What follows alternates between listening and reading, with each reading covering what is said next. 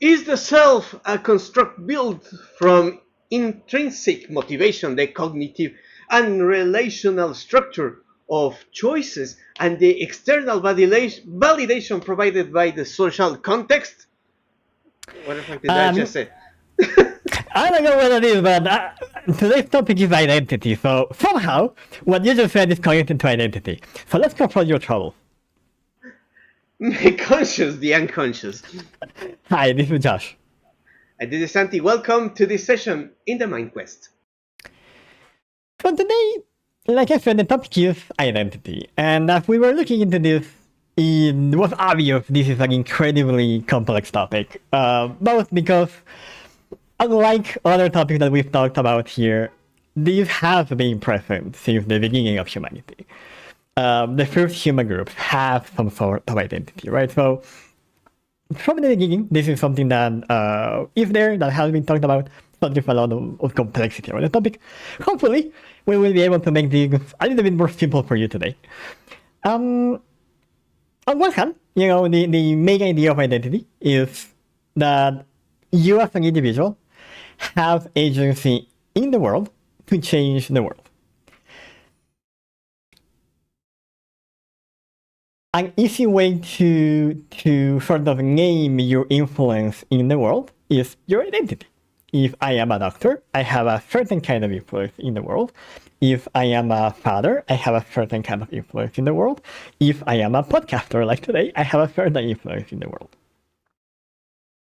So there is that initial identity related to your community or to where you are. And what you can change. There is also identity as you, my name Josh, you who you are, right? And how you, throughout the years, throughout time, become whatever you are at the present. There's a lot of elements here that have to do with development. Identity and identity development is very much part of human healthy development. And in one way or another, our environment and our caretakers, in many ways, will help shape that identity. Well, there are many roles that we were talking about as well, but the environment has a very important role in who we become as we grow up. And now, as part of this environment, you have the digital world for it. This idea of, I am not only known in my neighborhood, the person in the 7-Eleven who knows me may have an idea of myself. But in 2025, a lot of us will have a version of our identity that we put forward online for one reason or another, right? Again, we may have many identities, right? If you see my personal social media account, they are going to be separate from my business personal media account. So there's this new idea, this new dimension of who we are in these online communities, and this is another topic that we will be looking about today as well. And so that's kind of the summary for today. So, some of the ideas for today, as far as I get it, what we're talking to is there's this sort of motivational engine that is inclined towards growth that is like inside ourselves. We are focused to or somehow self-regulated to try to grow, right? Yeah. And but also we need some regulation from the framework as we grow up.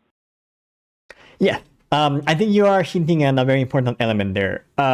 Identity and the development of identity is a consequence of growth and of the experiences and knowledge that we accumulate as we grow up. Because of that, when we say framework, we're talking about words, right? We're talking about the way people speak to us, the way people speak about us, the way people speak about our environment. As we grow up, that framework will also leave an imprint into our identity, right? If your example is somebody who grows in a violent environment, as they grow up, they will have a reaction to this environment. Either they will mimic this violence, or they may react by, this is called a reactive formation, by going to the opposite side and being a rather calm, violence avoidant person, right? So there are these very simple examples that sort of illustrate this idea of how the framework, so the environment in terms of word and experiences, contribute to our identity as well. Well, we also come over the development of a sense of identity in order to have competent and initial relationships as adults, right? Yes. What about that? The critical role of social environment in the digital world, for example. Yes. So the digital world, again, this is a little bit different because it opens up avenues that for most of human history were not possible, right? Like if you are a peasant for the last 10,000 years, you probably only knew the people in your village or your immediate family connections. So there was only so much you could inherit from a different context. With online access, it becomes a lot easier to have, let's say, overseas influence in your development. And there is very much this online culture itself that have developed over time. There is certain language that happens only online. There is certain memes that you only understand by being exposed to this online culture for long enough, right? If you are chronically online, you probably speak a little different than somebody who isn't. So yeah. And finally, we're to talk about neurodiversity. Its distinctive strengths, such as what we call autistic intelligence and the shifting towards the spectrum of how we see this in its cognitive variations. So, Josh, how do we start this session? But today, like I said, I think identity on a personal level as well kind of follows these personal history, right? From the moment we are born, there are things that already sort of define our identity, right? You often have a name already when you are born, right? It's not the same to have your grandfather's name than to have the name your father saw in a movie. That's my name. So, there's already some meaning to those things, right? Um, so yeah, so I think, keeping maybe that perspective for those long term or a wider perspective, that's where we can begin. And with whatever is on your mind today. Well, since you put it that way, this might sound a little childish, I guess, but I do think it's a fair question, Josh. So I think it is this way because I do struggle with it a lot. And the thing is, why am I the way I am? Is it a set of my genes? I mean, like I'm built that way. It's being installed as a software in my brain. You know, things happen, and all of a sudden you get these traits, these elements of your personality. Uh, because, and I don't know who else could be on this situation, but my crit system is like standing on a pike. Sometimes, like uh, by any reason I move left or right, I'll impale myself. Mm, mm, mm, And I'm genuinely afraid of it. So, mm, mm. what am I supposed to be doing? What's going on? So when we ask this question, like why am I the way I am? One of the first ideas that will come to mind is personality, right? And the way we behave has two components. There is a genetic component. We generally call this character. So you may have heard this in everyday conversation, maybe not using the academic sense, which is your inherited behavioral traits. But you may have heard people say, oh, their character is like this. They have a bad character. God, they had a great character. Like they're very, very lovable. So there is that element that is inheritable. Not necessarily in a straight line, but if you pay attention, you may notice that maybe the males in your family have certain behavioral traits. Maybe A group of cousins have a certain behavioral trait. Maybe a group of brothers share a certain behavioral trait. So there is that base element with which we are born. We can see this in babies as well. You may hear somebody say, "Oh, this is a very placid baby. They don't cry, they don't complain. It's only when they are hungry they make noise." You may hear, "Oh, this baby is a headache. They cry for everything. They are always mad. They bite. They scratch." Okay, these are elements that are coming with us as we are born. Then there is the second element that kind of we mentioned earlier, which is how your environment will build on that character. So you may have a very aggressive, strong-willed character, but if you were growing in an environment that teaches you to negotiate, teaches you to listen, teaches you to sort of direct that impetus, that anger becomes I don't know, ambition to achieve. That anger becomes a desire for social justice. That anger becomes something positive, right? The same is true the other way, right? If you grow up in a rather violent environment where people are constantly hostile towards you, when you are not sure if you are safe or not, then that aggressiveness becomes like violence, aggression, aggression of the defensive mechanism, right? Hatred, and so on and so forth. So there are these two elements of a base character, and then as we go along, our experiences or the other choices help us define sort of how we behave. So my personality now is the result of how I was born, but also my personal history, including going to therapy. So there is this fluid construct that has some very difficult to change filter elements, but is very fluid. What would you say when you say, you know, this is bothers me or this is a problem? Is there anything in particular about your personality that you are thinking of? You know, it's just that sometimes I get this feeling of not belonging, right? Mm. It's similar to what we talked last week, but more on a sense that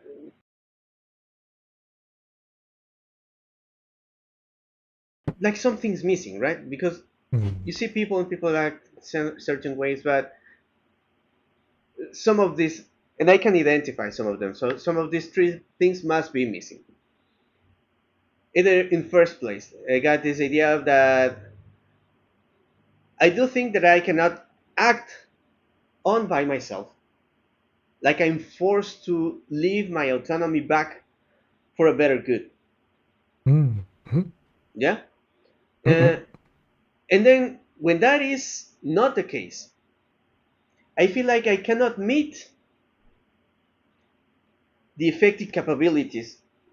I can't do the things that I'm supposed to, right? To Mm. overcome a challenge. Mm. So I'm limited. Mm. Incompetent would be the way to say it. I'm Mm. incompetent in some stuff, as all of us Mm. are. But what happens the most is that there are a lot of issues out there from which I have no sense of closeness and belonging. Like, like in this idea of sharing with others, like in politics, for example. Mm. So most of the people go to the left or to the right. I don't. Yeah. Uh, and that might be a big deal because I trust no side. And due to that, I have become tired of old friends and colleagues who raise flags for any kind of leader or party, and I feel like I'm getting divorced of reality somehow. So by disconnecting myself from them, at least in social media, well, that's most of the time where we are like connecting with people somehow. Uh, Follow us so on I don't really know YouTube, what Twitch, and all of those things.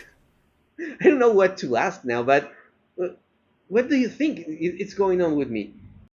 It's okay. Like I actually have a question that could be interesting to follow. So, where do you think it comes from? So, for example, when you said at the beginning, like sometimes you have this feeling of giving things for the greater good, or being able to do something that you want to do. What do you think that is? Like, if we step one level, if we start one level, what is that thing that says, "Oh, you should sacrifice, you should do something else"? What is that voice? Where is that coming from? Does that question make sense? Sort of, but well, uh, the one that makes me unable to do stuff usually comes from an experience. Having not the experience of trying something, so I put a limit to it. Mm. Then, Sorry. So you said this happens because it's a new experience. Did I get that correctly? usually yes. When I feel like I really don't got the skills, right? It's not that I Mm. cannot achieve the skills, Mm-mm. but since I don't have them, I don't feel the I don't feel sure enough to do it. Mm. Okay, so I try to avoid those kind of situations. For example, let's talk about in the field of medicine, for example, human medicine generally. Every time I have to go for a medic, for example, or I need something from medic, I do my best to avoid it. Not only because I'm got it. I'm I not got it. sure of the topic, but I'm not sure of what it will overcome of it. So I Mm. don't really trust medics now because I've been, I don't know, like I fall into a weird gray space with them because I have had like cross diagnosis in the same field. So I broke my ankle a couple of months ago, and medics here told me, "No, you didn't broke anything." And a medic in Europe, a friend of mine, told me, "No, you, of course you broke your ankle. It was already fixed. We don't know what happened, but it happened." So untrust, I cannot trust them anymore, and I don't know what's going to happen if I go there. A long time ago, it happened to me that I was with terrible stomach disease. So details are not necessary, but it was quite watery down there. So I went to medic, and he asked me for a couple of $100 for different testings. It was about $800, which in my reality is quite expensive. So I said no, and I can do it. And I sent the feces test to my friend. And he told me, "You got parasites, take these pills." That's it. The rest of the tests were. So that's two times I have the same issue. No trust. And as this being untrustful of others builds up, I get this idea of, okay, step behind, don't go that way. Okay? And I get the sense that sometimes I should be the one studying medicine so that I can trust what's going to happen, right? Not being like cheated on somehow. But at the same time, you start thinking that way, and you start thinking that way for everything. So I should start law, and I should start, of course, medicine. I should start administration, each and every little thing out there, so nobody will cheat on me. But that's a trust issue, I think. That is built in within my personality. And that is exactly the question because I was going to say, okay, if you tell me I have had this experience with doctors, I have had these verifiable, objectively, like negative experiences with doctors. Up until there, this seems pretty logical that you would have a reservation towards going to doctors. Like that's not something any human would kind of have the same experience. I think the question is when or how does this experience with doctors start becoming a more generalized, okay, I don't trust people in general. I don't trust the world in general. When does that happen? How does that distrust become generalized? Do you have any idea of how that works? I could get an idea because I think it started when I was maybe second year of university. Okay. And we'll set that approximate date because that's when I managed to discover that a lot of the things that they would have told me about different artists through history were lies. Mm. And from they, I mean especially social media and online videos, because most of the information was coming to me through there. Mm. Sometimes even documentaries were giving me false information.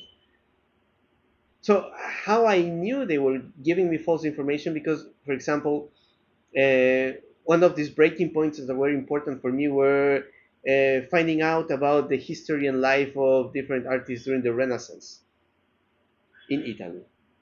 So social media talked to them a lot about uh, the sex reaffirmation situation on those artists.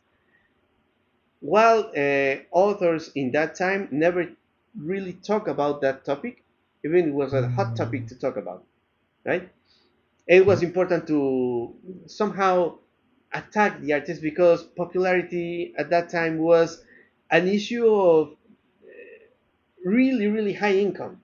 Not only about money we're talking here, but uh, having resources in a time that Europe was recovering from almost total devastation. So why wouldn't you get a chance or the opportunity to attack someone from who or from which you can get a lot of resources that will help you? At that time, it would have made a lot of sense, but contemporary authors didn't do that. Mm. They talk honestly about their realities. So this was the first hint. Then I get a second one related to my karate studies and in general martial arts. There was a terrible saying about something about Miyamoto Musashi in the in his Five Ring book. So he talked really poetically about how confrontation in the battlefield, it's uh, love and hatred in one word, and Mm. that word is the crashing of the swords. That has been interpreted as a homosexual male to male relationship. I don't know why, but it's literally something that another author in Europe said uh, several years later during the neoclassic era in painting. Uh, that was a French author. It's my mind's a little blurry about that, but he said that to paint make a war painting, you need to paint it with blood and semen because it expresses love and hatred at the same time. So it is graphically set up, but it made a lot of sense. And people actually started to study his paintings to find out if he actually painted with his bloody fluids. But there was no evidence of that. But Unfortunately. let's try out because it could be literal somehow. So I can get that idea at the end, but that was not the purpose. So you see, these are like important fields in my life that I feel like I've been disappointed with how the information is given out or reinterpreted as will to manage uh, different agendas of communication. So it doesn't matter from which side it is. It's just adjusting what you're seeing to fit a purpose. And there's when I started to mistrust everyone. So, okay, it might be a political issue. So, neither left or right are trustful because they are all trying to put boundaries on you to limit yourself. And actually living reality is the only like real experience you got. So, if we're going through there, uh, I mean, it's just experience that is building up, or you know, somehow I get this sense that everyone have commitment issues. I because I know I do have them somehow. Maybe not with my relationship, but I do have them with this other stuff. And there's when you hear I don't know different leaders saying no, but you need to uh, get under the flag now, like be part of the team and work it out. Yeah? But at the same time, when I get too distant from someone, especially when I got this idea that they are giving godlike characteristics to some people, they are the best leaders that can be out. Uh, they follow. I don't know. I reconsider that commitment in myself because they are committed to that relationship with that leader, for example. But I can't have that. So trust is that commitment on myself, and I get this idea that I have done a deep exploration on the matter, and now I'm the one who lacks commitment. So I was looking for commitment, and I end up without it. I started to think that I'm too close, uh, too closed, like in myself for this reality, and I might need to change. But at the same time, I don't want to do it. So what is this? How can I feel the need to change something that I really don't want to change?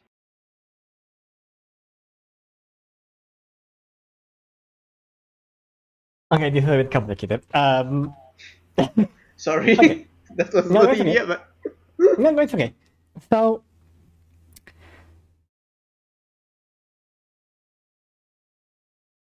okay, let's start with this element of sort of group belonging or like people putting on the t-shirt or raising the flag or whatever.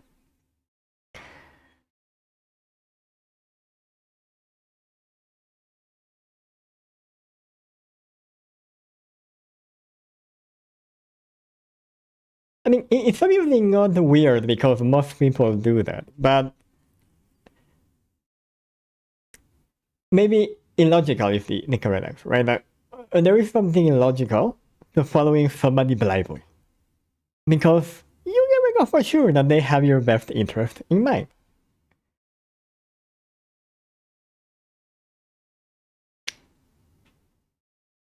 However, that if I am Correista, if I love Carney or Trump or whatever, it is not very logical to love them blindly. However, that sort of fanaticism or that blindly being part of the group provides something else, and that is the social connection.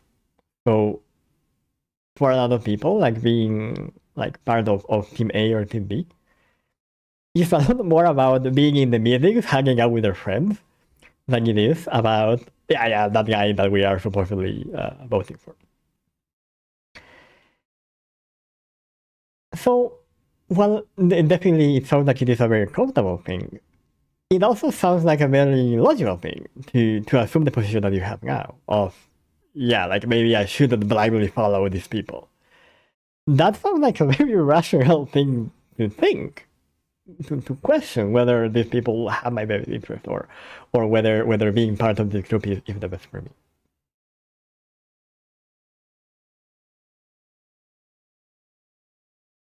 And you mentioned this idea of commitment or commitment issues.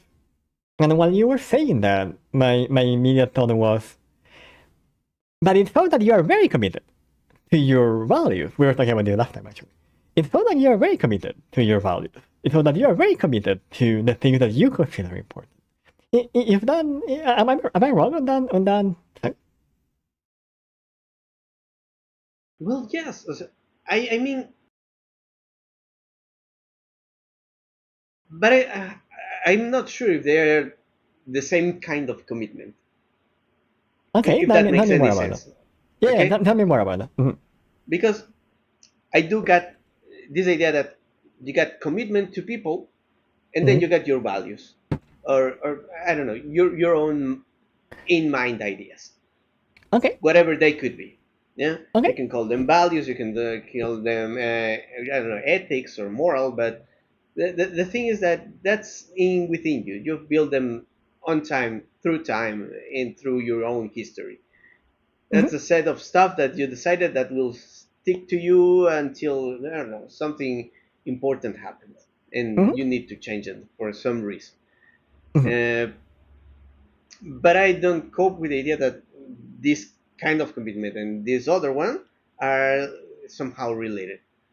So I do think that you get committed with people in a different way that you get committed to your own ideas, because Ah. your ideas might not change. You may change the whole idea, but people do get this situation when they present as one, and at some point you find out they are other person. Mm. So people So, do change. okay, so if I'm understanding this correctly, the idea is that because your values are either unchanging or changing under your supervision, let's say, it is okay or it is easier to, I mean, not commit, to stick to those, while because people and situations are ever changing, committing to those people or whatever, that becomes a lot more challenging. Is this the dynamic? Am I I'm not getting that sure if correctly? challenging is the right word, because not really a challenge is more like a bypass test. I mean, Okay, tell me more about this. the I do think that for you to stay with a person in a relationship, it's friendship or a romantic one, you're Mm. always somehow testing that relationship. Are you? Not consciously always, maybe not consciously always, but somehow like talking out different stuff, talking out different topics.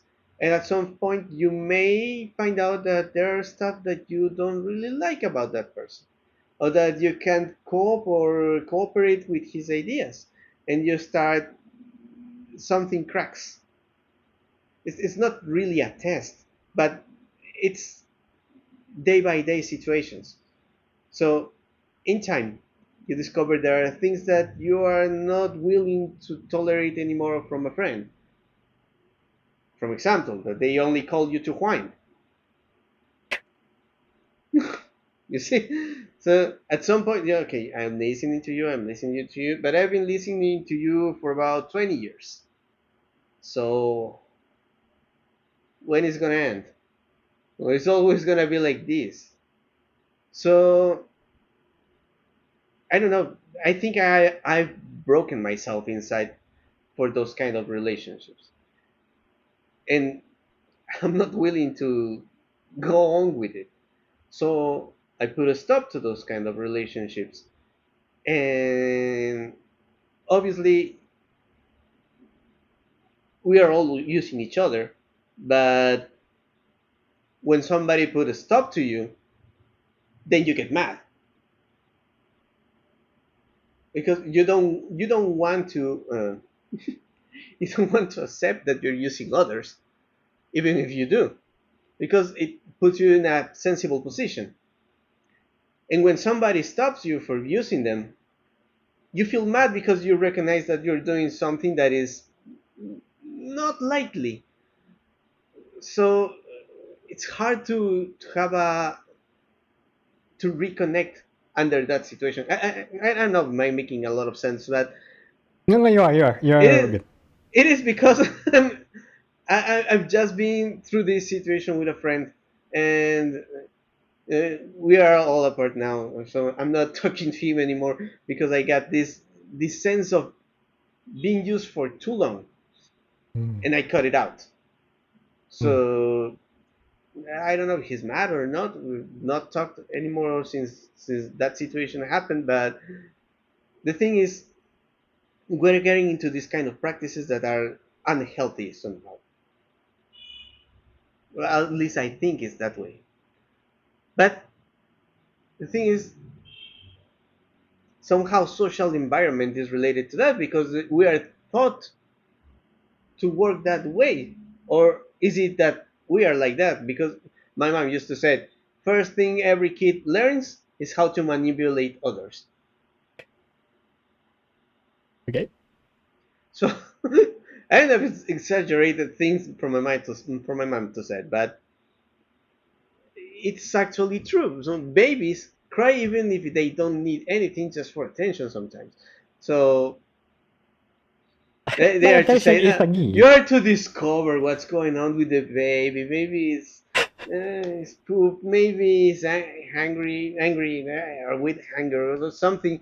Something is really going on with him. But a mom of four knows when a kid is actually just trying to look for attention instead of having a real need, biological need. I mean, Okay.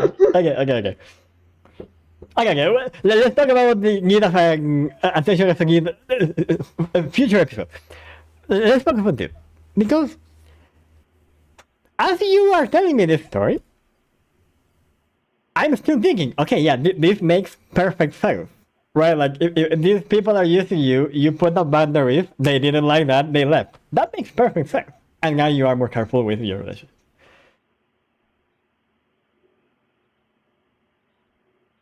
So, in many ways, I'm kind of connecting to this idea of identity.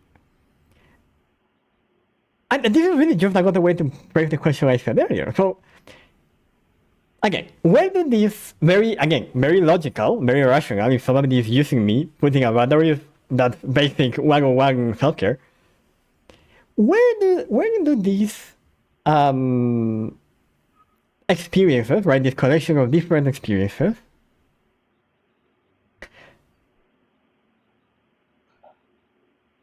become part of what you would say is your identity?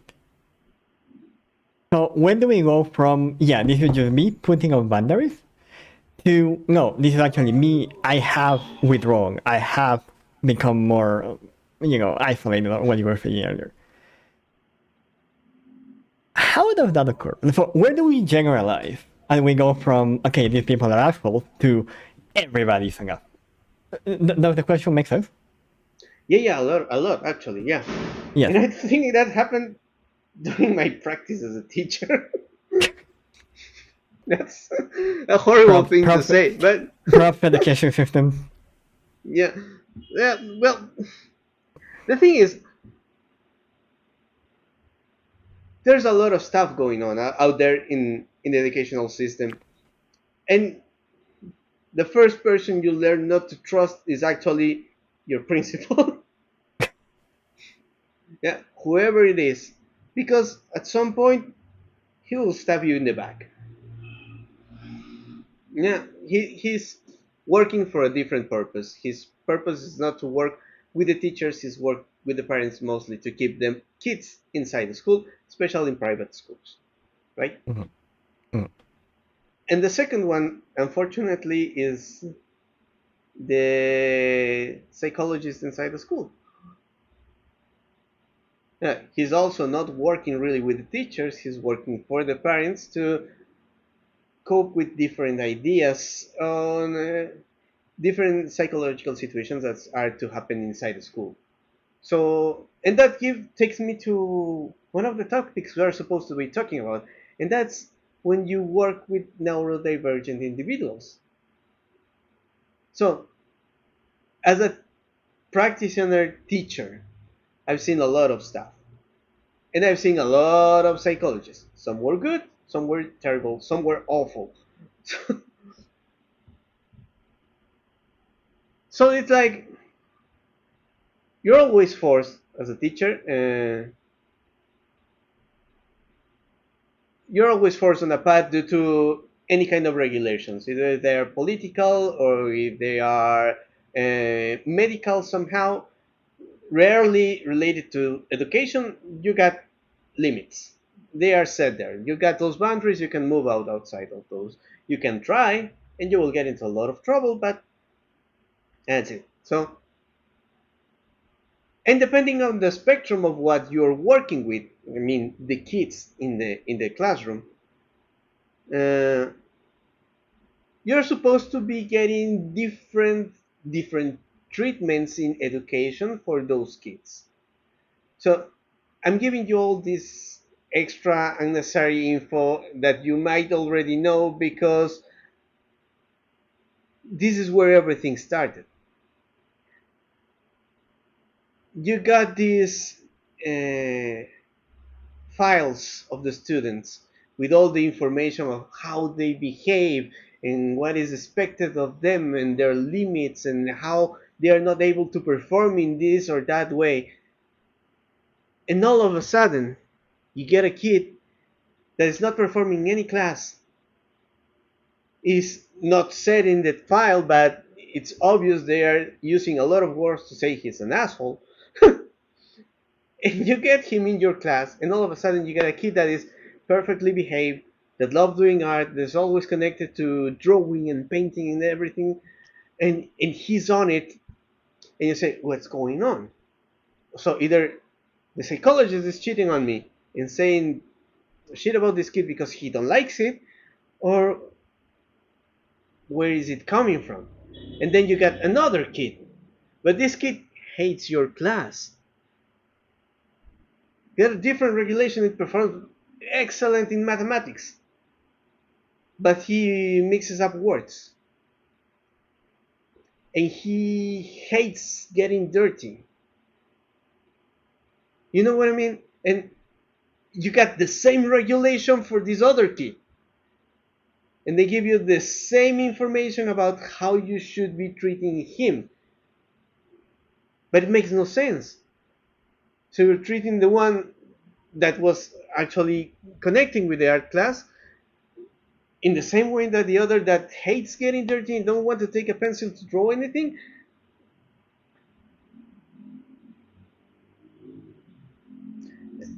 So system treat everyone as if it is the same thing, and that's the breaking point. That's when I knew I can't really trust everyone, and I started thinking, okay, everyone is an asshole. Why are they doing this to the kids? It makes absolutely no sense. So I got in time. I studied by myself. I tried to understand what was going on. I was trying to talk to psychologists that were actually into this, into understanding the things. And I got it. Okay, it's a neurodivergent spectrum. There's a lot of people with this issue that is not exactly disability, but they are set inside the bubble of disability guys. So I'm gonna treat a guy with autism the same way I treat a guy that is blind. Why? So I can't really help a blind kid because I have no idea to understand their writing system by tact, but I can help him in sculpture because he will understand form. You see, I can't help a deaf, I don't know, mute guy, but I can show him how to make a trace because he can see.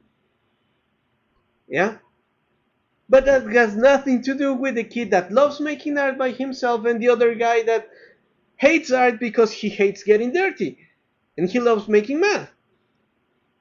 So, and their parents will come to you and say, oh no, I want you to treat my kid as if he's normal. No, he's not. He needs a different treatment, but at the same time, I got 30 to 40 kids inside my classroom. So I got about a minute to work with each and every one of your kids, and that's it. My class is over. Plus, I need to take out that kind of information where I need to pass a list and see if everyone is inside and all that is involved in the work. So, okay, my principal is not gonna help me. He's actually causing me more trouble. My psychologist is not gonna help me. He's actually causing me more trouble because he's giving me misdirections. Parents ain't gonna help me because they want to believe their kids are normal, whatever normal is, and that doesn't work. So that's where I started to believe everyone's an asshole.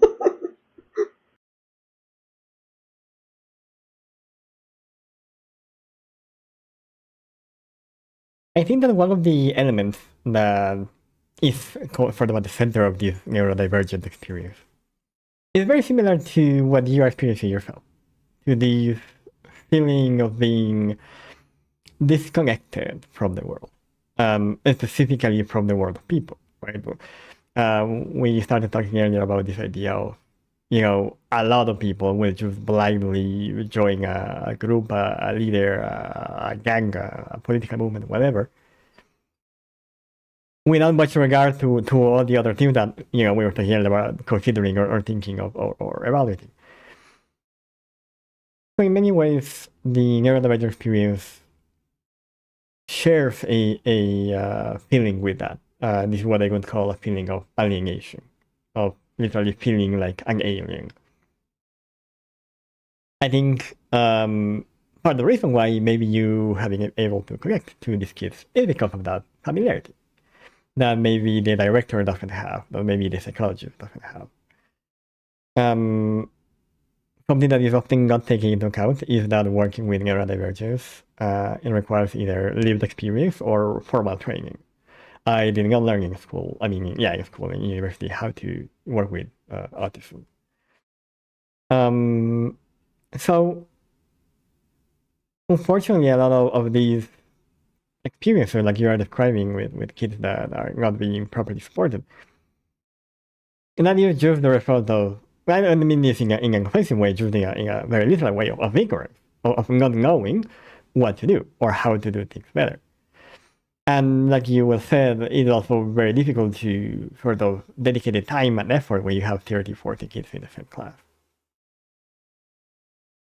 I think that in many ways, and part of the reason why the guild does things the way it does, is that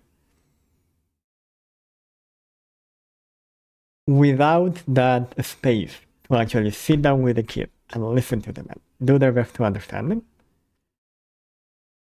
it is very difficult to actually provide help and support. And it doesn't get better as you grow older. As you, as an adult, have we're just saying, like, as you grow older, it does really get better. Like, there is a lot of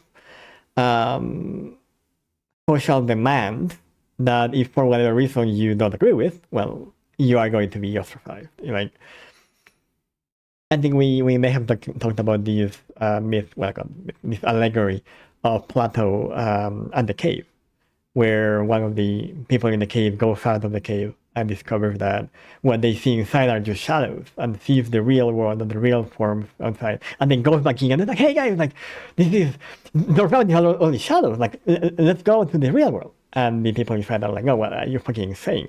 Like, this is the only thing that exists, this is the only thing that we have ever seen. What do you mean there is something else? There is nothing else outside.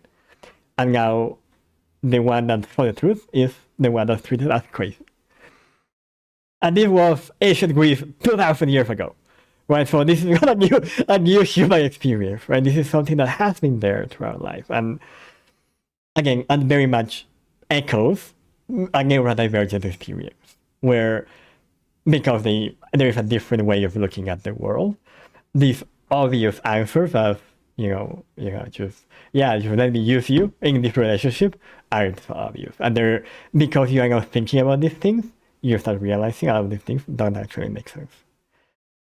A lot of these things answer to short-term pleasure or to just not knowing that there is a better alternative. A lot of the time it's just about that.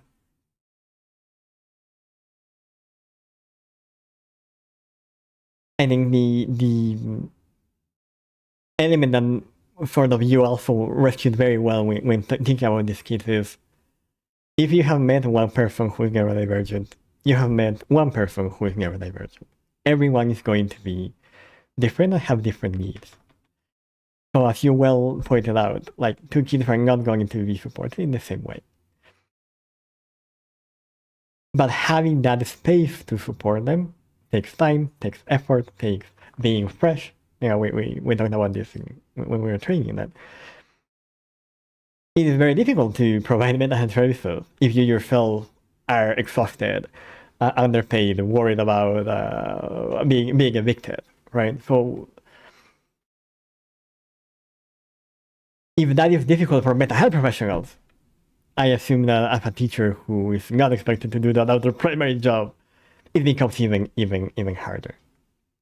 So I would say, if I mean, not only in this regard, but in general, I mean, sort of the counterweight to this is to actually listen to the person and to try to see the world for a second through the eyes of somebody else. And you were mentioning with these kids and understanding what they like and what they don't like, and how they work and how they don't work.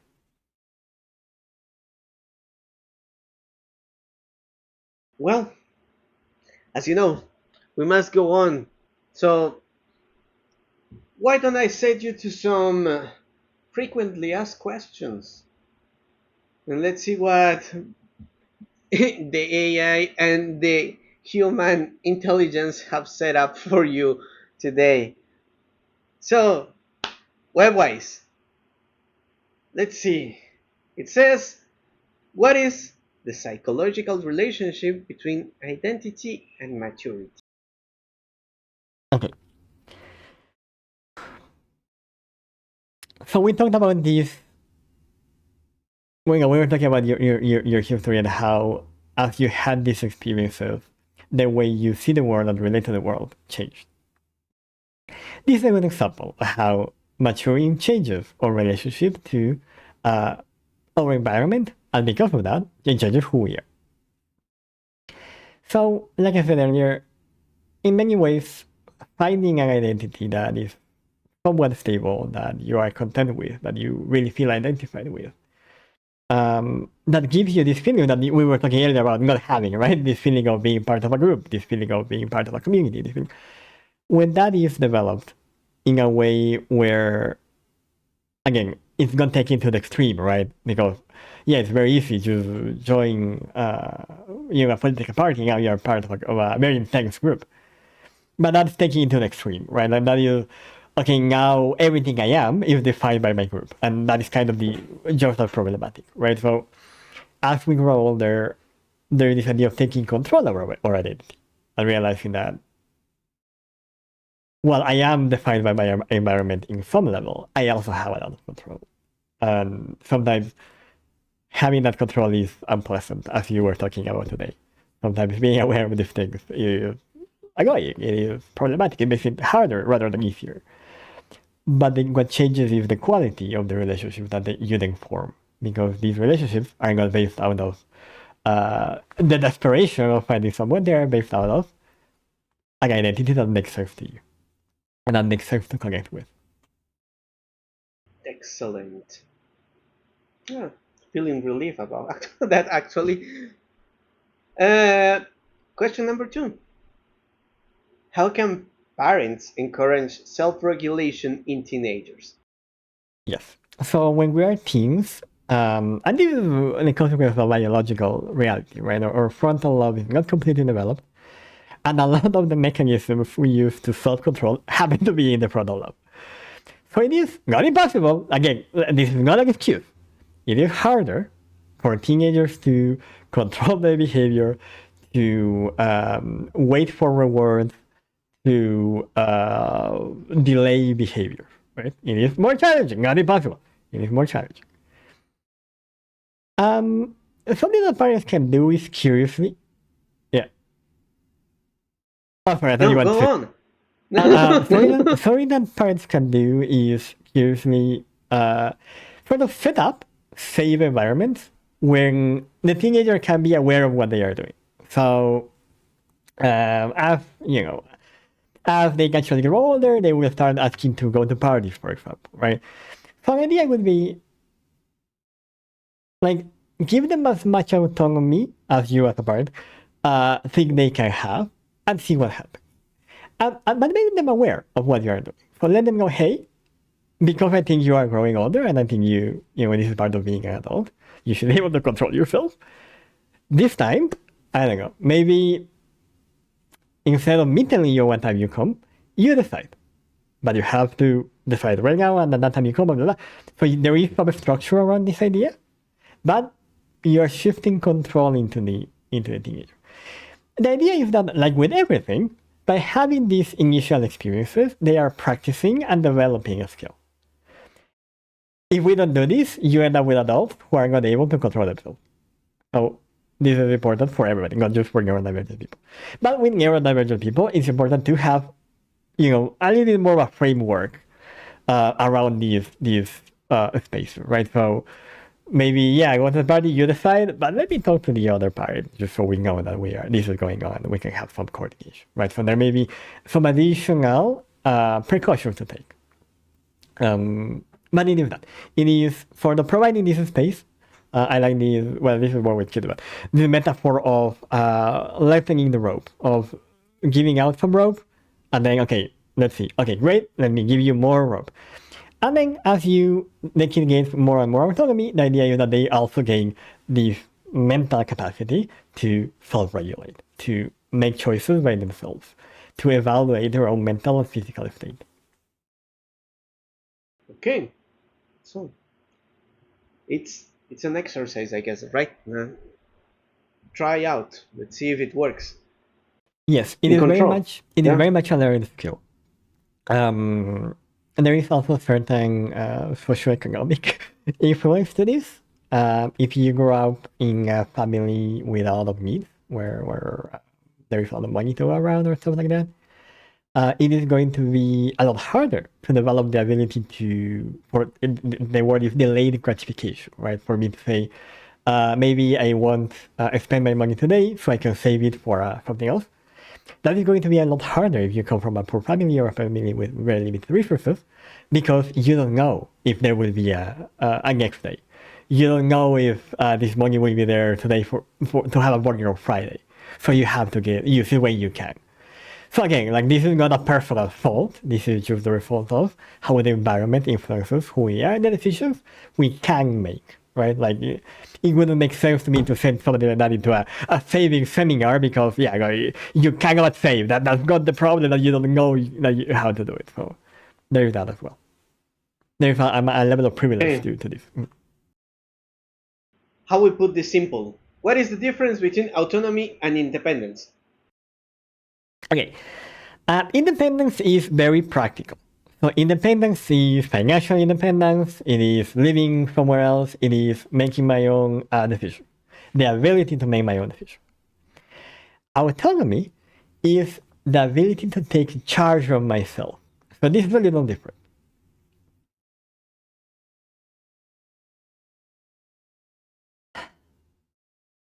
Independence is me being able to say, I'm moving out of the house to live on my own.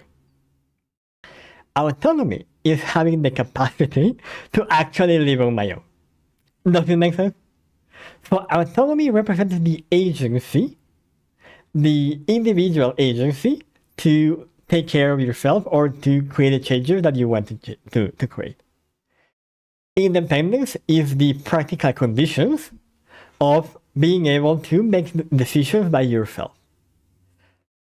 It is possible to be independent but not autonomous. Maybe you have the money and whatever to live on your own, but you don't know how to cook.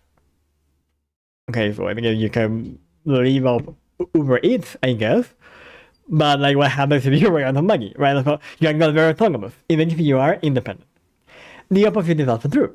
Maybe you don't have the money and the resources to live on your own independently, but you are very capable of managing your own life and taking your own decisions without input from others. So you are very autonomous. So these are two different things that are related but are not the same. Very good and very nice to know also. What are mental health benefits of neurodiversity acceptance? I put this on two levels. On a personal level and on a social level. On a personal level, accepting neurodivergence as a variation of human makes it a lot easier to one, integrate all of humanity as one, but also to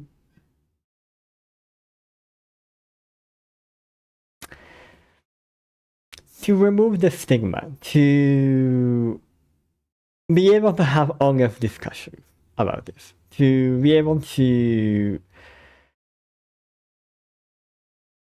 not create the additional hostility that neurodivergent people currently feel in the world that is not made for them.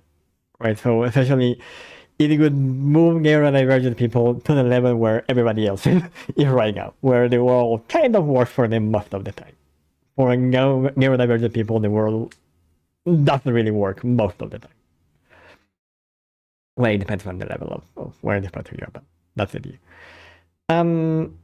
So the first element, there is that. It is healthier for the person, for their family, for their immediate community to see these as a way of being.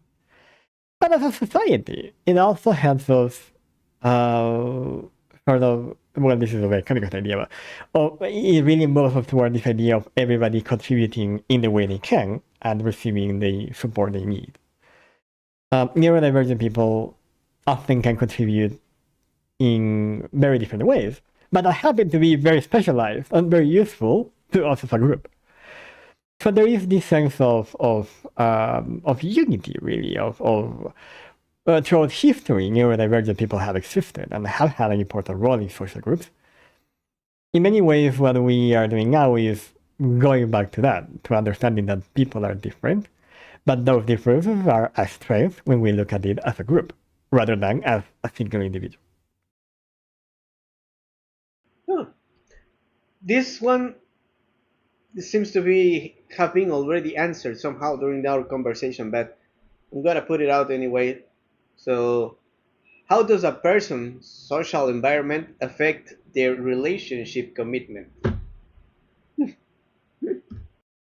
Yeah, we talked about this. Well, a relationship takes effort. I think we mentioned this last time as well when we were talking about values, right? Like, being in a relationship is like playing a soccer game. Yes, it is very enjoyable and you get a lot of positive benefits out of it, but it takes effort. It is tiring. It is, you need to pace yourself in a way, the same way as if you were playing a sport, hockey, any kind of.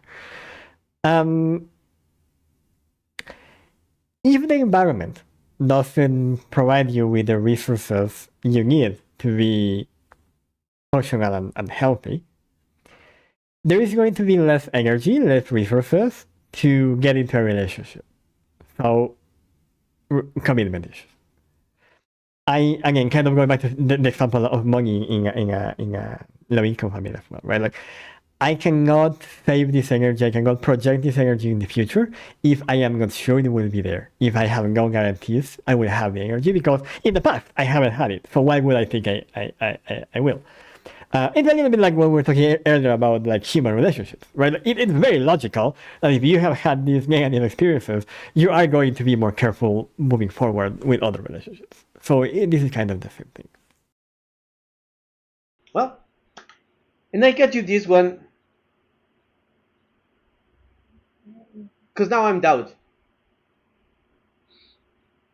So let's make it theatrical. So to be or not to be, that's the question.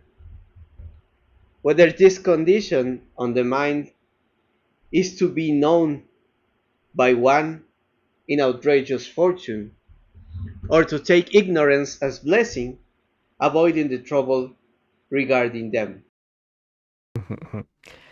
So if I understand this correctly, the question is it better to know if you are neurodivergent? Or is it better to just wing it? I ask you in this way because I just remember a long time ago I got a kid that used to ask questions like this.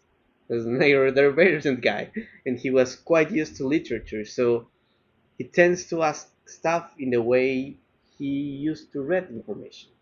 So tell me, Josh, it is better to know or to be ignorant about it? Mm-mm. So I think we need to separate the practical realities of the real world and the experience of being neurodivergent. In general, yes, it is a good idea to know more about yourself because that helps you take better care of yourself. So that is kind of the general notion. But when we're talking about neurodivergence or other severe conditions, we have to consider the reality of getting a formal diagnosis. In a lot of places, like I said earlier, it is very expensive precisely because of how specialized the training needs to be. It will be very expensive. I can tell you here in Canada, it's $3,000 for the assessment. And because it is a formal medical assessment that goes into the public health system, it can also have consequences in terms of an example I was giving you is if it turns out, yes, I have severe autism in any kind of a disability, now whenever I apply to a job, I have to disclose that, right? So, and that can have very real life impacts when I'm looking for a job, right? Depending on my field. At the same time, maybe having the formal diagnosis will help me get better support from the government, may help me access specialized professionals, may help me get services that otherwise my public insurance wouldn't cover, may help me get medication more easily, right? So there is also usefulness to the formal diagnosis. But it's important, I think, to separate these two things.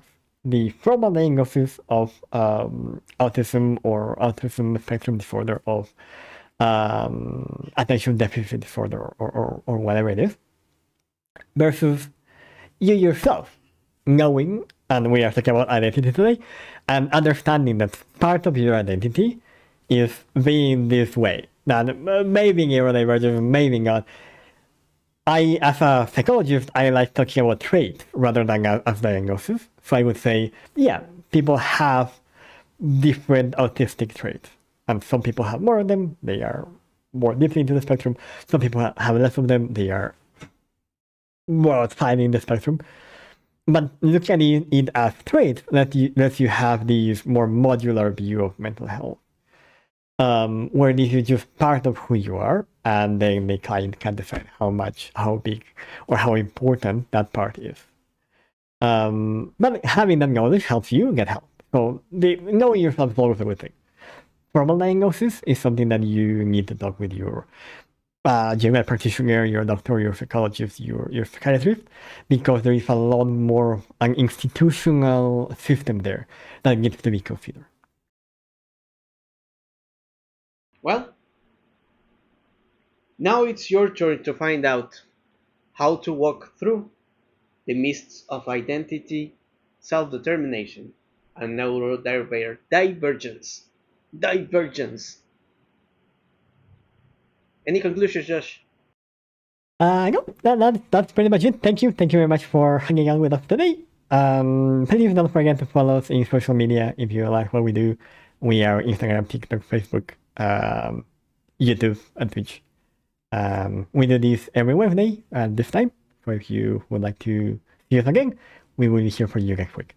And that's it. Thank you very much. Thank you very much for everything. Thank you, Santi, as well. Until next time, peace out. Bye.